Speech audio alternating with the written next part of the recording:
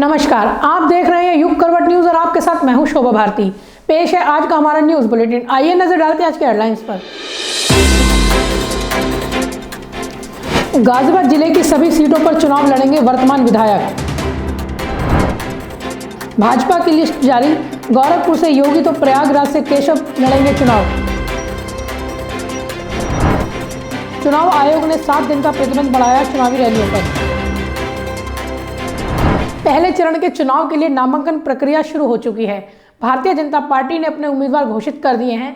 बदले राजनीतिक माहौल पर चर्चा के लिए चलते हैं युग करवट के एडिटर इन चीफ सलामत मियां के पास।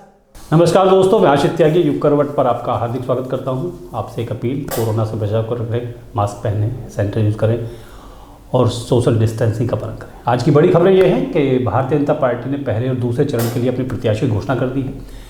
चुनाव आयोग ने चुनावी रैलियों पर अगले 7 दिन के लिए प्रतिबंध बढ़ा दिया है।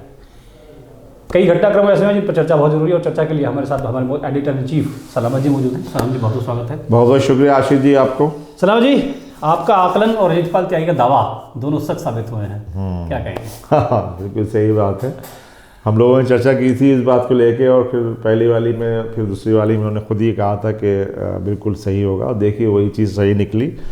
उनके दावा जो है बिल्कुल सही था, कहीं ना कहीं उनको कॉन्फिडेंस था जाहिर है कि, और उनका कहीं विरोध भी इतना नहीं था जो हम लोगों को लगता था। तो बिल्कुल सही बात निकली, उनका दावा सही हुआ, हमारी खबर सच्ची हो गई। अतुल जी का भी हो गया, आपने अतुल जी को भी जी हमने कहा था, हमने थोड़ा डाउट किया था मंजू शिवाजी जी, क्योंकि इसलिए किया था कि जिस तरह से पुष्पेंद्र रावत जी वहाँ लग रहे थे और बहुत मेहनत उन्होंने की, इसमें कोई दोराई नहीं है, ऑफिस और घर और तमाम चीज़ें उन्होंने की। तो और लग रहा था कहीं ना कहीं कुछ शायद नाराज़गी मंजू शिवाजी से वहाँ पे है, तो हमें लग रहा था। और जो वहाँ के बागपत के सांसद सतपाल जी, वो भी 2 ही लोगों के लिए परोपकारी कर रहे थे, मंजू शिवाजी जी के लिए और पुष्पेंद्र जी के लिए। फिर हमें लग रहा था कि पार्टी के बड़े जुझारू नेता हैं बिस्पाल तेवतिया जी, और उनको भी कहीं ना कहीं शायद पार्टी जो है कंसिडर करेगी। लेकिन जो हमारी जो बाकी नाम थे, नंद किशोर गुर्जर के थे, अतुल जी के थे, सुनील शर्मा जी के थे, अजितपाल जी के थे, उस पर आज पूरी तरीके से मोहर लग गई है। प्रशांत को मीरापुर भेज दिया है। हाँ, जाहिर है कि उनको कहीं लड़ाना था असल में, और वो बागपत में डिस्टर्ब नहीं करना चाहते थे। देखिए जो स्वामी प्रसाद मौर्य जी की जो घटना हुई है उसके बाद से बैकफुट पे आ गई भारतीय जनता पार्टी और उसका बड़ा लाभ मिल गया। और जो लग रहा था कि 150 कटेंगे और ये कटेंगे, अभी तो इस वाली लिस्ट में मात्र 21 ही कटे हैं, 21 लोग नए चेहरे हैं। प्रशांत चौधरी जी तो खैर जाहिर है कि जहाँ से जाएंगे वहाँ अपना धमाका करेंगे, और वो वहाँ से अवतार सिंह भडाना भी जीते थे। तो मुझे लगता है कि पार्टी ने सोच समझ के फैसला लिया होगा। अच्छा, आज 107 कैंडिडेट भाजपा ने दिए हैं। आपने अभी जिक्र किया 21 प्रत्याशी केवल बदले गए हैं। ये भाजपा की रणनीति है, मजबूरी है? मजबूरी है, ये रणनीति नहीं है, ये मजबूरी है। ये 3 दिन का घटनाक्रम था। स्वामी प्रसाद मौर्य जी के बाद जिस तरह की चीज़ें आई हैं उसके हिसाब से उनकी मजबूरी बन गई कि अगर ज़्यादा कुछ हमने हाथ पाँव मारे और कहीं काटा तो कहीं ऐसा ना हो जाए कि मैसेज भी गलत चला जाए, कि जो लोग भी गए हैं जाहिर उसका मैसेज तो बड़ा गलत गया है। अच्छा, योगी आदित्यनाथ की एक चर्चा थी कि अयोध्या से लड़ेंगे, बड़ा चेहरा, हिंदुत्व का बड़ा चेहरा बनेंगे, लेकिन टिकट दिया पार्टी ने गोरखपुर से। ये खेल हुआ है क्या? अयोध्या से लड़ते योगी तो योगी के लिए फायदेमंद नहीं था? तो देखिए अगर वो लड़ती है वहाँ से तो आसपास की सीटों पर बड़ा प्रभाव डालते हैं और अयोध्या से होता है एक बड़ा चेहरा हो जाता है। लेकिन सवाल ये है कि कहीं ना कहीं आपने देखा होगा अभी कुछ दिन से थोड़ा योगी जी को लेके पार्टी हाईकमान के अंदर भी कुछ बड़ा बातें चल रही थी, मीटिंगों में भी कुछ हुआ है, और वो सीधे वहाँ से दिल्ली से वो गोरखपुर चले गए हैं। तो मुझे लगता है कहीं ना कहीं हो सकता है कि पार्टी ने कुछ उनके बारे में सोचा हो। अगर अयोध्या से लड़ते हो तो मुझे लगता है बड़ा चर्चित रहता मामला, और उन्होंने वहीं से गोरखपुर से उनको लड़ाया है, तो कहीं ना कुछ खेल हुआ है इसमें। चंद्रशेखर रावण गठबंधन का हिस्सा नहीं बन पाए, अखिलेश से उनकी बात नहीं पाई। अब तो वो अखिलेश को दलित विरोधी भी बता रहे हैं, क्या वजह है? नहीं देखिए, बताते हैं कि कम से कम वो 25 सीटें शायद मांग रहे थे चंद्रशेखर जी। तो जाहिर है कि अभी इतनी स्थिति नहीं है कि शायद कहीं पार्टी उनके बारे में कुछ सोचती। लेकिन जैसे अखिलेश जी ने कहा कि कोई बड़ी साजिश का हिस्सा हैं वो, क्योंकि वो गाज़ियाबाद की सीट और वहाँ की रामपुर मनिहारा सीट दो देने को तैयार हो गए थे। गाज़ियाबाद की सीट दे रहे थे, बड़ी सीट देने की बात हो रही थी। लेकिन अखिलेश जी का कहना ये है कि उसी दरमियान कोई एक फ़ोन आया, फ़ोन आने के बाद फिर उन्होंने एकदम वो हुआ, तो कोई वो किसका फ़ोन था, किसने फ़ोन कराया, किसने उनके कदम रोक क्यों लिए, वाकआउट हुए? तो ये बड़ा एक मामला है। और अब शायद अखिलेश जी से उनका कोई गठबंधन नहीं होगा, मुझे लगता है। स्वामी प्रसाद मौर्य कहते हैं कि अखिलेश अब समाजवाद के साथ अम्बेडकरवादी हैं, दलित चंद्रशेखर कह रहे हैं दलित विरोधी हैं, तो दो रूप अखिलेश के कैसे सफल के सामने आएंगे? देखिए, जाहिर है जो जिसके साथ होता है उसकी तारीफ करता है। यही अखिलेश जी थे जिनके बारे में स्वामी प्रसाद मौर्य जी कुछ और कहते थे, आज वही अखिलेश यादव हैं जिनके लिए स्वामी प्रसाद जी बहुत कुछ कह रहे हैं। वक्त की नज़ाकत है। अगर चंद्रशेखर जी को भी मिल जाता शायद, तो भी आज कुछ और ही भाषा बोलते होते। तो ये तो एक राजनीतिक भाषा है, समय समय पे सब कुछ बदल रहा है, ज़बानें बदलती हैं, बातचीत बदलते हैं, बयान बदलते हैं। आज वही स्वामी प्रसाद जी हैं जो आरएसएस को बिल्कुल क्या वो नाग कह रहे हैं, सांप कह रहे हैं, अपने आप को नेवला कह रहे हैं। ये राजनीति का अजीब तस्वीर आशिष, तो आपने भी शायद नहीं देखी होगी ऐसी। 2 दशक में बहुत तस्वीर बदल गई है। समर्पण सब कुछ खत्म हो गया, अब कुछ नहीं है। सुबह में पता चला कि किसी का झंडा है और शाम में किसी का झंडा है। बिल्कुल तो वक्त की नज़ाकत के साथ सब कुछ चल रहा है। पहले चरण की चुनाव प्रक्रिया शुरू हुई है, नामांकन शुरू हो गए हैं। आज के हालात पर आपका आकलन क्या है? पहले चरण में जिन सीटों पर चुनाव है उन पर भाजपा, सपा, बसपा, रालोद का गठबंधन है या आम आदमी पार्टी है, क्या स्थिति आपको नजर आ रही है? देखिए, अभी तो कहना बहुत जल्दबाजी होगा, अभी तो नामांकन भी नहीं हुआ है आज। जो यहाँ पे 58 सीटों के लिए चुनाव पहले फेज में होना है, तो उसमें गाज़ियाबाद में किया गया, अमरपाल शर्मा जी ने किया और जगहों पे, तो अभी तो कहना बहुत जल्दबाजी होगी आशीष जी। लेकिन हाँ, ये सही है कि स्थितियाँ बहुत बदल गई हैं और जो टिकट रिपीट हुए हैं जी, मैं समझता हूँ कि इसमें भी कहीं ना कहीं हो सकता है कि भारतीय जनता पार्टी को नुकसान हो, कुछ सीटों पे नुकसान हो सकता है। लेकिन चुनाव है, अभी वक्त है, अभी तस्वीर इतनी साफ नहीं है, अभी माहौल देखा जाएगा, जनता परखेगी। असली फैसला जनता को करना है, हम आप तो आकलन नहीं कर सकते हैं। जैसे भी आपने शुरू में कहा ना कि वो बीजेपी की रणनीति और मजबूरी, तो ये सब सारे कदम मजबूरी में हैं। अगर शायद स्वामी प्रसाद मौर्य जी इस तरह से कदम नहीं उठाते तो आज चेहरे बहुत होते। अब जो विधायक, जो पुराने विधायक हैं, उनको रिपीट किया है, तो अंदर खाने पार्टी में बगावत कहीं ना कहीं होगी। और जैसे बताते हैं कि कई सीटों पे इसकी बगावत भी शुरू हो गई है। तो अभी जाहिर है कि कुछ ना कुछ आपको तस्वीर, अभी बहुत जल्दबाजी होगी कि हम क्या, कितना माहौल अच्छा है, कितना सीटें जीत पा रहे हैं, कौन जीत रहा है, कौन हार रहा है, अभी कुछ नहीं कह सकते। चलिए सलामत जी, चुनाव पर नज़र रखेंगे और आपसे समय समय पर बात करते हुए आपकी राय लेते रहेंगे और दर्शकों को बताते रहेंगे कि चुनाव की तस्वीर कितनी बदल रही है। हाँ बिल्कुल, वो ज़रूरी। अब तो हम बैठना पड़ेगा, आप पता नहीं बीच में कहाँ मुझे गायब कर देते हैं, आप मुझे बुलाते नहीं स्टूडियो में। चुनाव का माहौल है और गाजियाबाद की जनता के समेत हमारे यूट्यूब का देखने वाले सभी दुनिया भर के दर्शक ये जरूर जानना चाहेंगे कि चुनाव पर चल क्या रहा है और उसकी तस्वीर हम आपको समय समय पर बताते रहेंगे। दोस्तों, वही अपील है, चुनाव है, ठीक है, माहौल चुनाव का है, लेकिन कोविड से बचाव बहुत ज़रूरी है। कोविड का बिल्कुल ख्याल रखें, अपनी सेहत का ख्याल रखें, अपने लोगों की सेहत का ख्याल रखें। बहुत बहुत धन्यवाद। थैंक यू, नमस्कार। भारतीय जनता पार्टी ने पहले 2 चरणों के चुनाव के लिए उम्मीदवारों की लिस्ट घोषित कर दी है। भाजपा ने यह भी घोषणा की है कि योगी आदित्यनाथ गोरखपुर शहर सीट और केशव प्रसाद मौर्य सिराथू से चुनाव लड़ेंगे। उधर चुनाव आयोग ने 7 दिन के लिए और रैलियों पर प्रतिबंध बढ़ा दिया है। यह प्रतिबंध 22 जनवरी तक जारी रहेगा। भारतीय जनता पार्टी ने शनिवार को उत्तर प्रदेश विधानसभा चुनाव के पहले 2 चरणों के 107 प्रत्याशियों की घोषणा कर दी।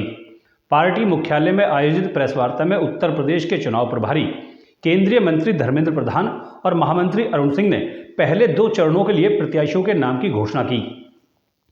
इस दौरान धर्मेंद्र प्रधान ने योगी सरकार द्वारा किए गए कार्यों और योजनाओं की जानकारी भी दी।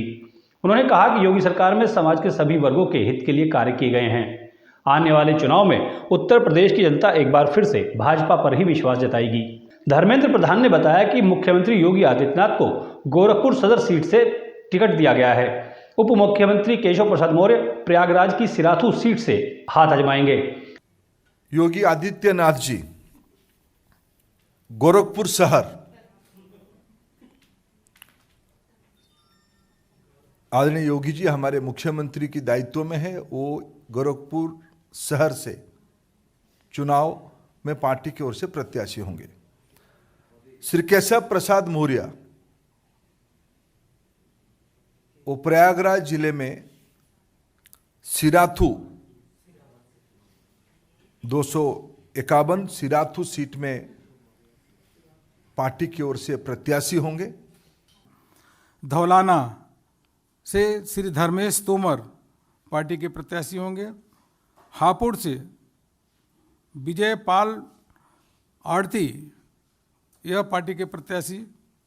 गढ़मुक्तेश्वर श्री हरेंद्र चौधरी तेवतिया, यह पार्टी के प्रत्याशी होंगे। नोएडा यहाँ से श्री पंकज सिंह भारतीय जनता पार्टी के प्रत्याशी होंगे, सिटिंग विधायक हैं। दादरी से तेजपाल सिंह नागर, वह पार्टी के सिटिंग विधायक हैं, पार्टी के प्रत्याशी होंगे।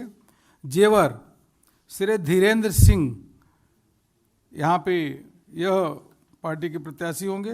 भाजपा महामंत्री अरुण सिंह ने बताया कि गाजियाबाद से अतुल गर्ग, मुरादनगर से अजीत पाल त्यागी, साहिबाबाद से सुनील शर्मा, मोदीनगर से मंजू सिवाच, लोनी से नंदकिशोर गुर्जर, धौलाना से धर्मेश तोमर, दादरी से तेजपाल नागर, जेवर से धीरेन्द्र सिंह, हापुड़ से विजय पाल आड़ती, मेरठ कैंट से अमित अग्रवाल, हस्तिनापुर से दिनेश, कैराना से मृगांका सिंह, थाना भवन से सुरेश राणा, पुरकाजी से प्रमोद अटवाल, सिवाल खास से महेंद्र पाल सिंह, सरधना से संगीत सोम, किठौर से सतवीर त्यागी, मेरठ से कमल दत्त शर्मा, मेरठ साउथ से सौमेंद्र तोमर, बड़ौद से ब्रह्मपाल सिंह, शामली से तेजेंद्र सिंह, बुढ़ाना से उमेश मलिक, चरथावल से सपना कश्यप, मुजफ्फरनगर से कपिल देव अग्रवाल, खतौली से विक्रम सैनी, मीरापुर से गाजियाबाद के प्रशांत गुजर, सिवाल खास से मनिंद्र पाल सिंह, छपरौली से सहेंद्र रमाला, बड़ौद से केपी मलिक, बागपत से योगेश धामा, गढ़मुक्तेश्वर से हरेंद्र चौधरी और नोएडा से पंकज सिंह को प्रत्याशी बनाया गया है।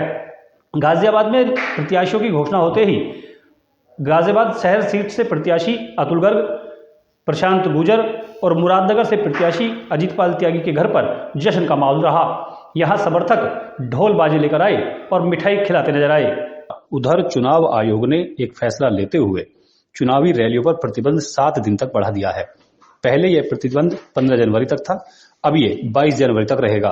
ब्यूरो रिपोर्ट, युग करवट। भीम आर्मी चीफ चंद्रशेखर रावण की नज़र में अखिलेश यादव दलित विरोधी हैं। दरअसल चंद्रशेखर गठबंधन में शामिल होना चाहते थे, मगर उनकी मांग 2 दर्जन सीट की थी, जिसे अखिलेश ने नहीं माना। अब चंद्रशेखर अखिलेश पर आरोप लगा रहे हैं। ये अखिलेश यादव हैं, समाजवादी पार्टी के अध्यक्ष और यूपी में भाजपा को सत्ता से बाहर रखने के मंसूबे रखने वालों के लिए एक बड़ा विकल्प। अब इनके 2 रूप सामने आए हैं। स्वामी प्रसाद मौर्य की नजर में अखिलेश ही वो चेहरा हैं जो पिछड़ों और दलितों को उनका हक दिला सकते हैं। क्योंकि बंटवारे की लाइन आपने खींच दिया है। अब तो अनुसूचित जाति, जनजाति, आदिवासी, दलित, गरीब, पिछड़े, मजलूम सब एक साथ खड़े होंगे और 8-10% जो आपके साथ, जिसको आप हिंदू मानते हो बड़ी जाति, वो आपके साथ खड़ी होगी और उसमें भी हम बंटवारा करेंगे, क्योंकि उन बड़ी जातियों में भी कुछ समाजवादी चिंतन के हैं और कुछ अम्बेडकरवादी चिंतन के हैं। इसलिए साथियों, मैंने कहा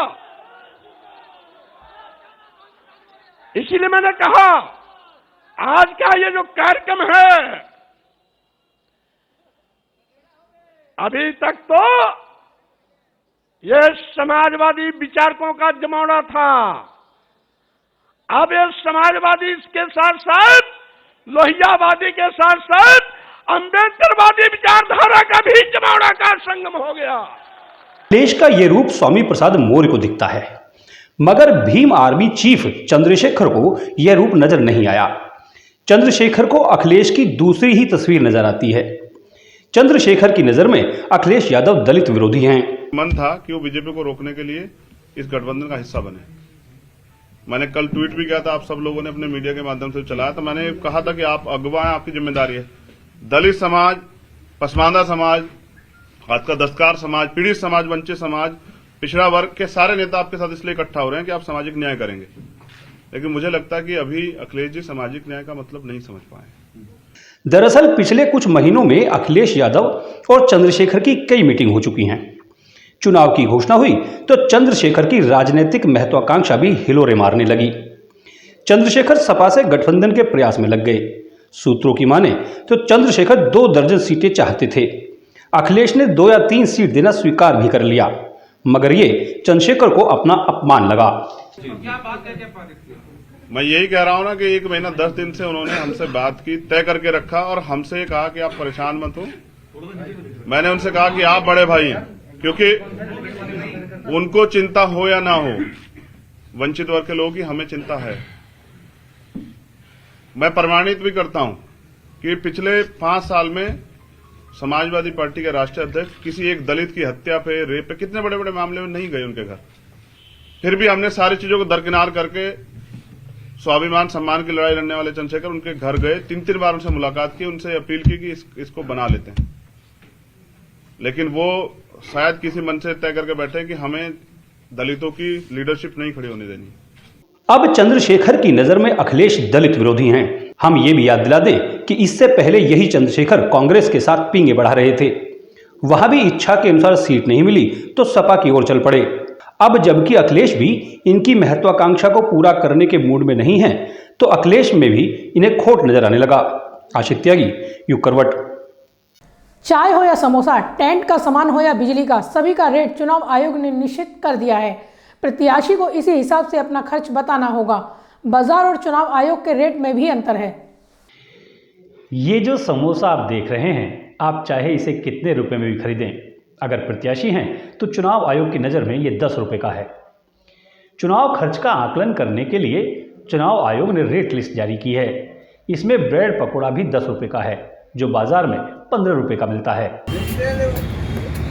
10 रुपये का समोसा है, 15 रुपये का ब्रेड पकौड़ा है। समोसे कितने तरीके के हैं आपके पास, मतलब कितने कितने रेट में हैं? जो एक रेट का 10 रुपये का ही है। अच्छा, हाँ, या मीठा ले लो, या जो नमकीन ले लो। मीठा समोसा कितने का है? 10 रुपये, दोनों 10 रुपये। हाँ। और ब्रेड पकौड़ा 15 रुपये। 15 रुपये पीस। समोसा 10 रुपये का है जी। अच्छा, और ब्रेड पकौड़े? ब्रेड भी 10 रुपये का है। और पकौड़े? ये पकौड़ी है 200 रुपये किलो। 200 रुपये किलो। मतलब सर्दी और गर्मी में एक ही रेट होता है इनका? हाँ, एक ही रेट होता है। इसी तरह बाजार में गेंदा फूल 80 से 100 रुपये किलो है, मगर चुनाव आयोग ने इसका रेट 150 रुपये किलो रखा है। इसी तरह माला और बुके का भी रेट तय किया गया है, लेकिन बाजार की कीमत इससे अलग है। माला भी 10 रुपये किलो में 80 रुपये किलो है। माला सर 10 रुपये की पड़ेगी, 100 रुपये किलो है। गेंदे का फूल? गेंदे का फूला। और माला? माला 10 रुपये की। चुनाव आयोग ने लाउड स्पीकर से लेकर होटल रूम और ढोल से लेकर प्रिंटिंग कार्ड तक के रेट तय कर दिए हैं। Generator, entry gate, dance party, ragni, pandal, tent के प्रत्येक छोटे बड़े सामान, बर्तन, बिस्तर, लाइट, बल्ब, पंखा आदि सभी के रेट तय कर दिए गए हैं। मोहम्मद फैज की रिपोर्ट, युग करवट। चुनाव को देखते हुए गाजियाबाद में सुरक्षा बढ़ा दी है। जगह जगह चेकिंग अभियान चल रहे हैं। नामांकन प्रक्रिया को देखते हुए कलेक्ट्रेट को अभेद किला बना दिया गया है। यहां हर वाहन की चेकिंग की जा रही है। नामांकन प्रक्रिया शुरू होते ही पुलिस ने सुरक्षा व्यवस्था बढ़ा दी है। कलेक्ट्रेट की ओर जाने वाले प्रत्येक वाहन की जबरदस्त चेकिंग की जा रही है। पुलिस अपनी ओर से कोई कसर बाकी नहीं छोड़ना चाहती। कलेक्ट्रेट परिसर के आसपास चाक चौबंद व्यवस्था की गई है। इसके साथ ही गाजियाबाद में सभी प्रमुख स्थानों पर भी चेकिंग की जा रही है। इसके लिए विशेष रूप से पुलिस बल तैनात किया गया है। सभी बड़े अधिकारी खुद भी सड़क पर उतरकर निगरानी कर रहे हैं। चेकिंग अभियान के दौरान तस्करों पर विशेष नजर रखी जा रही है। ब्यूरो रिपोर्ट, युग करवट। दूसरे दिन नामांकन पत्र खूब खरीदे गए।